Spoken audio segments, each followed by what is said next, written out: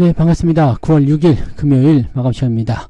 자, 이번 한 주가 아주 더럽게 마무리가 된 것 같습니다. 네, 시장은 오늘도 하락 마감이 됐습니다. 결국에는 이제 상승에 대한 어떤 기대치를 많이 꺾어놓는 그런 모습이 아니었나 생각되고요. 그 중에도 다행이라고 생각할 수 있는 부분들은 외국인들의 매도가 크게 늘어나지 않았다는 부분, 그리고 방어에 기관들이 나서고 있다는 부분들이 조금은 위안이 되는 모습이 아닌가 생각합니다. 자, 오늘은 배터리 종목군들이 큰 폭의 하락세를 보이면서 주가가 크게 내려가는 모습 보여줬고요. 코스닥 쪽에 있는 에코프로나 에코프로비엠 같은 경우는 신저가를 기록하기도 했죠. 그래서 분위기가 조금 더 안 좋아진 모습이었는데 도대체 이놈의 반등은 언제 나오나? 네. 나오기는 하는 건가? 더 빠지는 건가요? 네, 작살나는 건가요? 2500도 깨지는 건가요? 뭐 의견이 분분하고 많습니다. 사실 걱정이 되는 것은 뭐 당연하다고 볼 수 있겠습니다만 대형주에게서 나타나는 그런 흐름들을 잠깐 보시면 그래도 반등이 멀지 않았다는 것을 우리가 좀 알 수 있을 것 같아 보여요. 어떤 식으로든 반등은 나올 수밖에 없을 것이다 라고 생각하시면 될 것 같습니다. 이 부분들을 같이 체크해 보도록 하죠.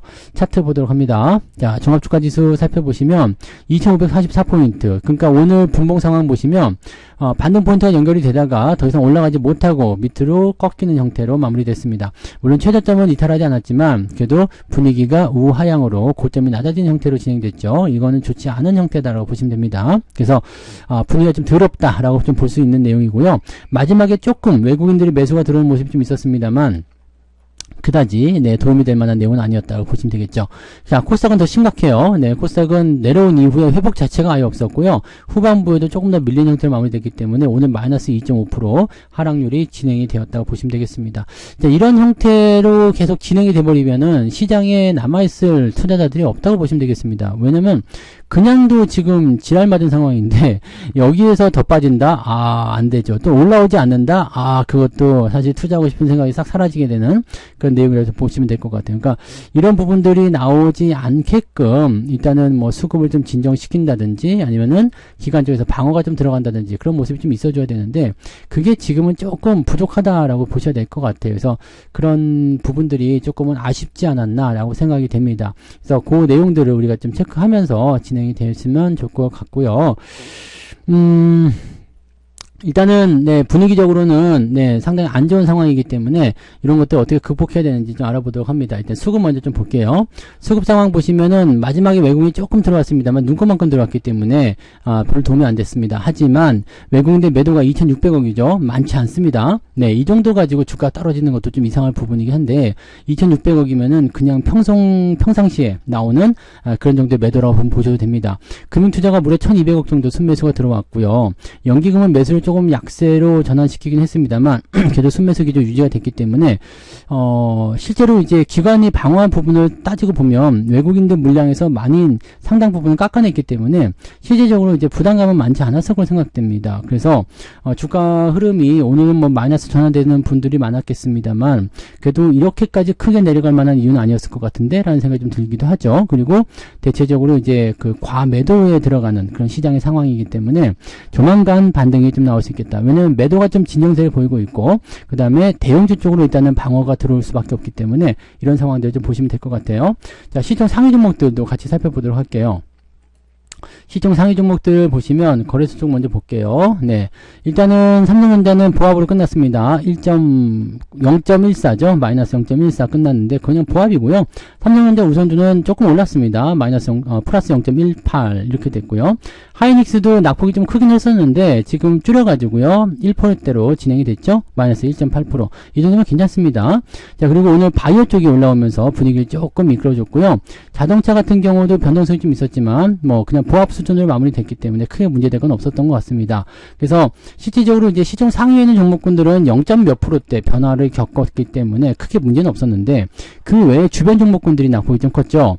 자, 2차전지 쪽에서 LG에너솔루션이 낙폭을 크게 만들었고요. 그 다음에 포스코 홀딩스 하락폭 진행되는 모습, SDI는 6%나 하락하게 됐습니다. LG화학도 마찬가지 하락세로 전환이 되는 모습이죠. 그래서 배터리가 잠깐 반등하긴 했습니다만 대체적으로 이제 찍어 누르는 형태의 모습이 나타나기 때문에 부담감이 좀 생겼다라고 보시면 되겠습니다.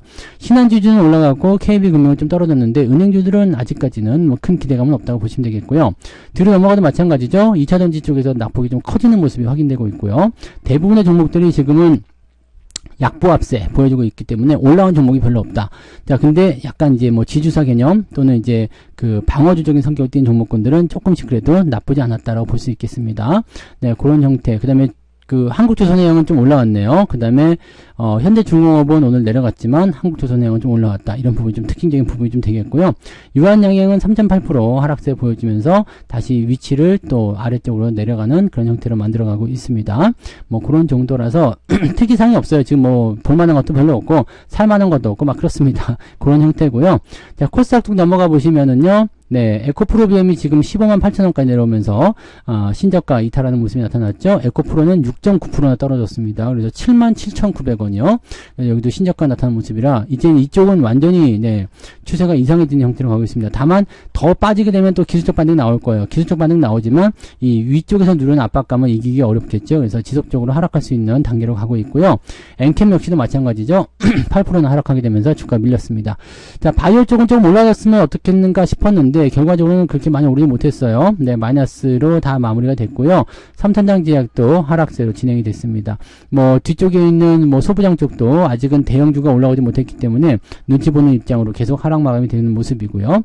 특이하게 내세울 만한 부분이 지금 없어요. 코스닥 쪽은 낙폭이 훨씬 더 크게 발생되면서 주가 하락이 더 일어났기 때문에 코스닥 쪽에 이제 중소형주, 중대형주 갖고 계신 분들은 오히려 대형주보다도 낙폭이 더 컸다라고 볼 수가 있겠습니다. 그래서 오늘 포트폴리오 내용에서 만약에 내가 손실이 좀 크다라고 생각하시는 분들은 아마도 네, 이 중소형주의 비중이 좀 더 큰 게 아닌가라고 생각해 볼 수 있을 것 같아요.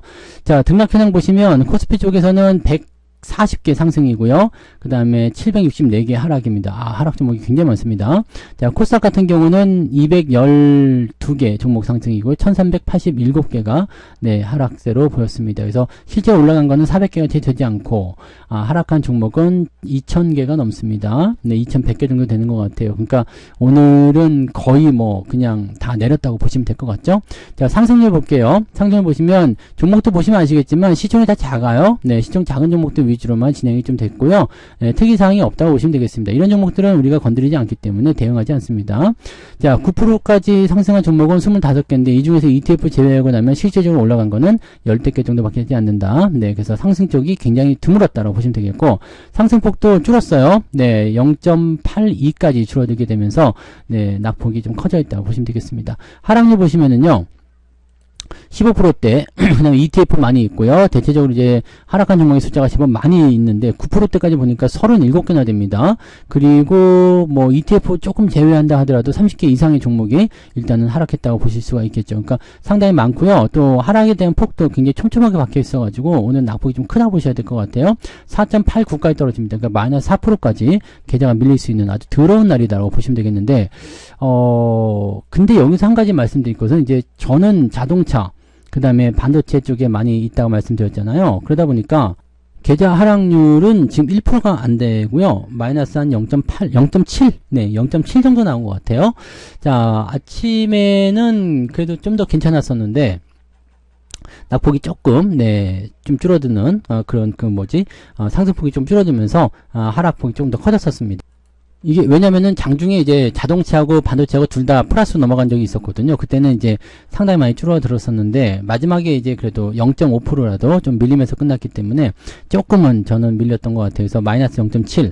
어제는 0.34 정도 올라왔는데 오늘은 마이너스 0.7 정도 나왔습니다. 이 정도면 저는 괜찮다고 생각해요. 왜냐면 시장의 평균적인 낙폭 대비해서 그냥 잘 버틸 수 있는 그런 단계이기 때문에 이런 정도면 괜찮을 것 같고요. 무엇보다도 지금 삼성전자나 이런 쪽에서 과매도 국면이 진행되고 있기 때문에 매수가 바로 들어올 수가 있거든요. 그러니까 반등이 진행됐을 때 이렇게 잘 버텨진 종목군들 위주로 반등이 진행이 된다라면은 이쪽에서 만들어질 수 있는 기대감이 좀 생길 수 있거든요. 그럼 계좌가 좀 빠른 속도로 올라올 수 있겠죠.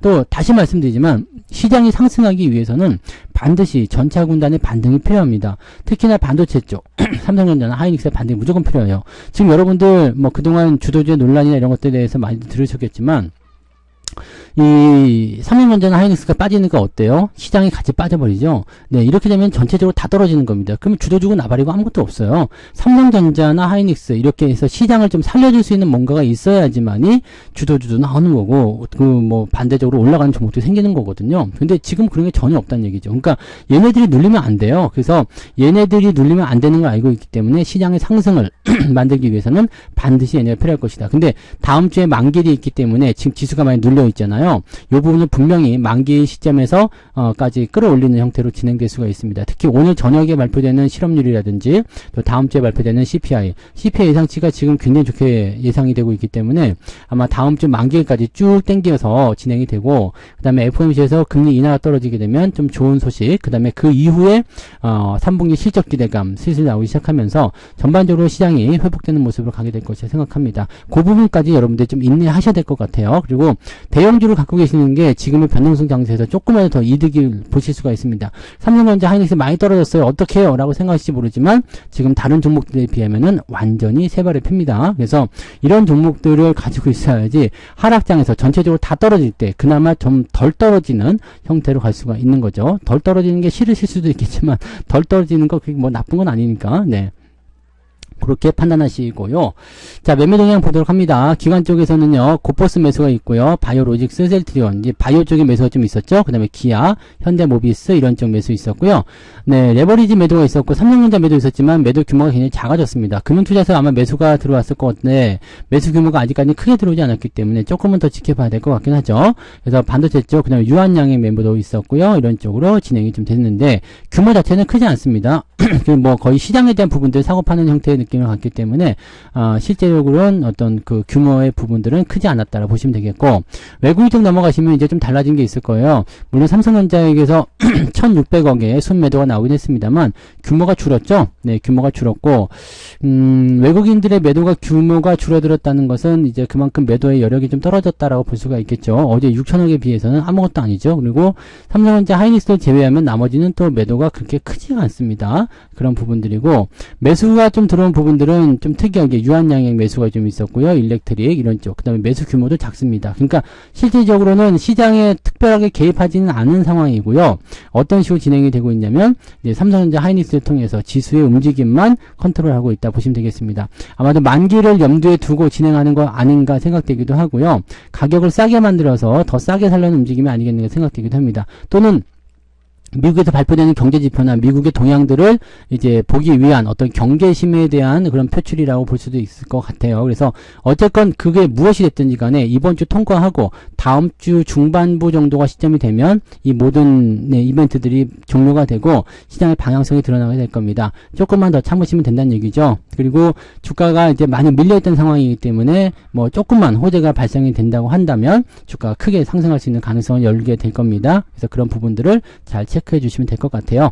자, 고생들이 많으셨던 한 주간을 보냈고 또 9월 시작하자마자 두들겨 맞아가지고 아주 그냥 기분들이 안 좋으실 텐데, 자, 일단은 두들겨 맞고 시작했으니까 이제부터 열심히 올라가면 됩니다. 그래서 너무들 실망하지 마시고 8월달도 시작하자마자 두들겨 맞고 그 다음에 후반부까지 잘 올랐잖아요. 그러니까 이제부터 또 잘 올라가면 됩니다. 그래서 이제 남아있는 재료들은 긍정적으로 우리가 풀이를 해볼 수가 있기 때문에 거기에 대한 기대감을 조금 가져보도록 하자고요. 네, 자, 이런 식으로 접근하시고요. 네, 주말이니까 일단 다 내려놓으시고 편안하게 휴식하시면 되겠습니다.